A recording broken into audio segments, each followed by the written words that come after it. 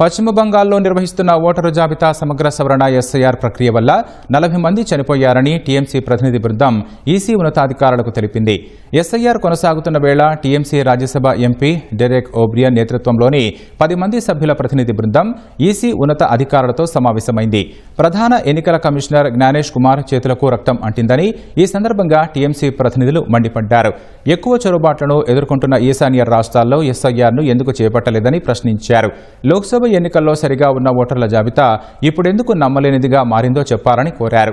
బంగాల్లో 1 కోటి మంది పేర్లను తొలగిస్తారని బీజేపీ తెలిపిందని, ఇది బీజేపీకి ఎలా తెలుసో ఈసీ జవాబు చెప్పాలని డిమాండ్ చేసింది.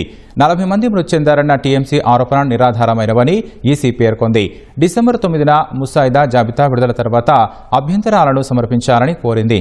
అప్పటి వరకు ఎన్నికల విధుల్లో జోక్యం చేసుకోకూడదని ఈసీ స్పష్టం చేసింది.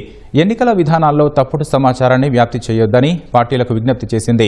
ఎన్నికల సిబ్బందిపై బెదిరింపులకు పాల్పడకుండా చర్యలు తీసుకోవాలని పశ్చిమ బెంగాల్ డీజీపీ కోల్కతా పోలీస్ కమిషనర్కు ఈసీ లేఖ రాసింది.